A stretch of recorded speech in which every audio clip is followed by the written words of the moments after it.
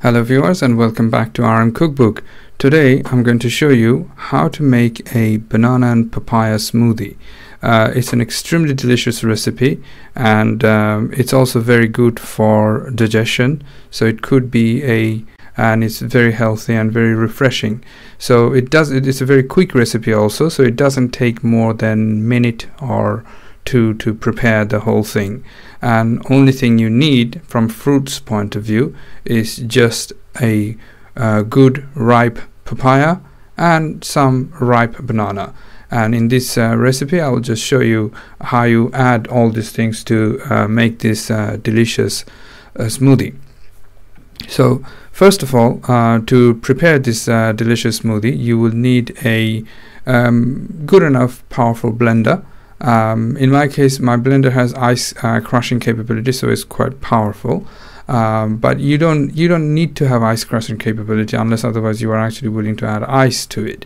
It's also a good idea to add ice if you wanted to make a cold, very nice smoothie. But in my case, I'm not adding any ice, so any old blender would do as long as it can blend fruits together. So in that blender, I'm going to add a ripe banana.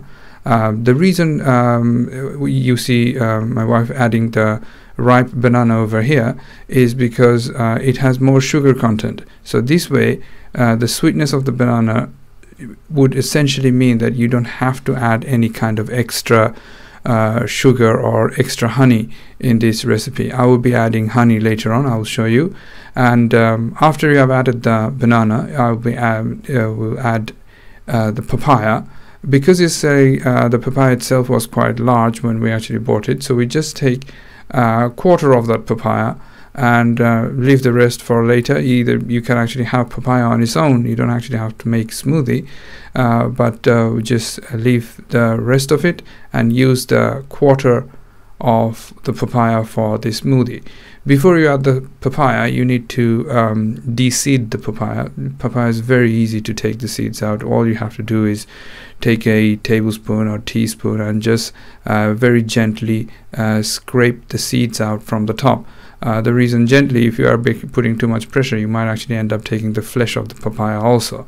And then in order to put the flesh of the papaya, all you have to do is again take that tablespoon and very gently scrape all the papaya flesh out, making sure that you don't break into this papaya skin. So then what's going to happen is you're going to take the skin of the papaya with the flesh also. You don't want to do that because skin is also quite bitter tasting and it's quite fleshy skin. So avoid taking the skin off, but make sure you scrape all the papaya out for this recipe, as we have done over here. Now in that mixture you have to add some bio yogurt. In my case we're using organic bio yogurt, and amount of it is no more than 2 to 3 tablespoons of yogurt should be enough. And again, yogurt is full of healthy bacteria if it's actually organic and bio yogurt. That means the bacteria are active in it, and also that is very good for your digestion system.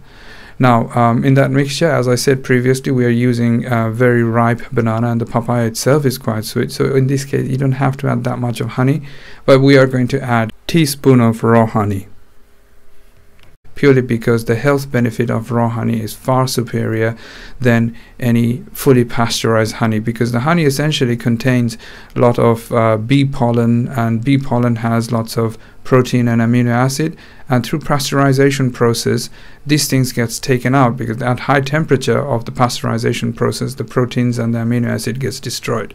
So if you want to get the full benefit of the honey, consider using raw honey. I have another video in the channel which shows how I make the banana smoothie.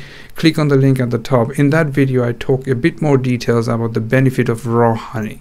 So in this mixture, next you have to add half a cup of drinking water, and that's basically it. And also you can vary the amount of drinking water you add. If you want your smoothie to be thicker, you can add less than half a cup of drinking water. If you want your smoothie to be thinner, more juice like, you can increase the amount of drinking water.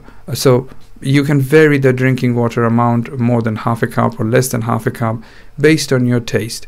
So then you just blend the whole thing, and in less than a minute or a minute you should have the banana and papaya smoothie ready and sufficient for serving 2 people. In our case, it's just for us. So this is how we prepare the banana and papaya smoothie. I really hope that you would also try this recipe and give it a try. It's extremely suited for its good digestion capabilities after dinner food. The reason it is good for digestion is because papaya contain an enzyme which is called papain, and this is good for digestion. Also, this same enzyme could be used as a meat tenderizer. So if you are ever cooking something with meat and you wanted to tenderize the meat for a while, add this mashed papaya or the papaya skin, just blend it and rub it on top of your meat. It would tenderize your meat very good. So it's far better than buying all those chemical tenderizer, and this is fully natural, fully organic. But anyway, that's enough about meat tenderizing, but we are talking about smoothie. So as you see, this is how you prepare your banana and papaya smoothie, and it is enough for serving 2 people.